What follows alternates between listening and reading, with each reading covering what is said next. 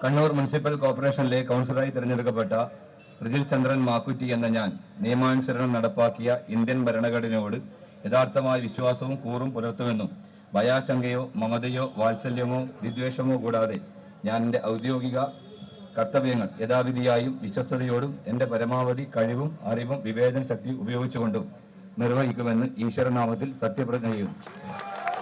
39 Kanjira Shrimati Manjusha P. Shrimati Manjusha P.